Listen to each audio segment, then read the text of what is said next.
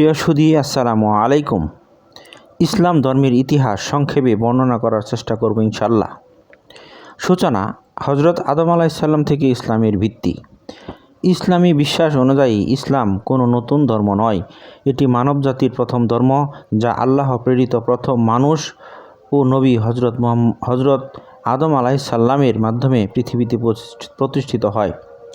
এর মূল শিক্ষা ছিল তাওহীদ, এক আল্লাহর উপাসনা, সৎ কাজ, সত্যবাদিতা, ন্যায় ও মানব কল্যাণ। সময়ের সাথে মানুষ এ পথ থেকে বিচ্যুত হলে বিভিন্ন যুগে আল্লাহর নবী রাসূল প্রেরণ করেন। নবী রাসূলদের ধারাবাহিকতা: ইসলামে নবী রাসূলদের সংখ্যা 1,24,000, মতান্তরে 2,24,000।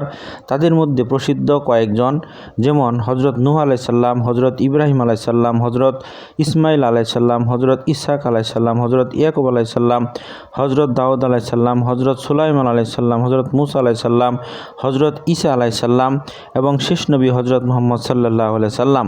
প্রত্যেক নবীর মূল দাওয়াত একই: আল্লাহর ইবাদত ও নৈতিক জীবন। ইসলাম ধর্মের পুনর্জাগরণ শুরু হয় হজরত মুহাম্মদ সাল্লাল্লাহু আলাইহি সাল্লামের আগমনের সময় থেকে। তার জন্ম 570 খ্রিস্টাব্দে মক্কার কুরাইশ বংশে। তিনি বাণীপ্রাপ্ত হন 40 বছর বয়সে হিরা গুহায়। প্রথম ওহী আসে, ইকরা বিস্মি রাব্বিকাল্লাযী খালাক, অর্থাৎ পড়ো তোমার প্রভুর নামে যিনি তোমাকে সৃষ্টি করেছেন। এরপর 23 বছর ধরে ধারাবাহিকভাবে কোরআন নাজিল হয়।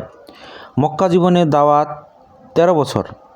মুসলিমরা যে নির্যাতনের শিকার হন, সামাজিক বয়কট, শারীরিক নির্যাতন, অর্থনৈতিক নিষেধাজ্ঞা, হত্যা চেষ্টা, অভিবাসনে বাধ্য করা, তবু মুসলমানদের সংখ্যা ধীরে ধীরে বাড়তে থাকে।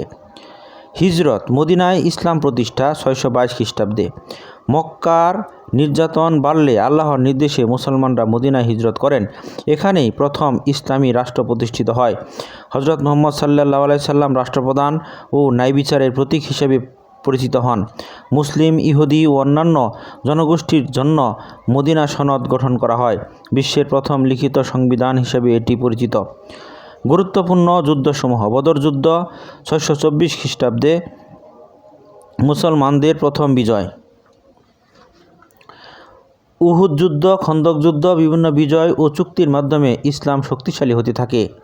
হুদায়বিয়ার চুক্তি ও বিজয়: হুদায়বিয়ার ঐতিহাসিক চুক্তির পর ইসলাম দ্রুত ছড়িয়ে পড়ে। মক্কা বিজয় 630 খ্রিস্টাব্দে।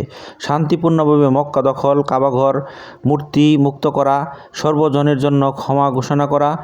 আরব উপদ্বীপ জুড়ে ইসলামের বিস্তার। রাসূল সাল্লাল্লাহু আলাইহি সাল্লাম বিদায়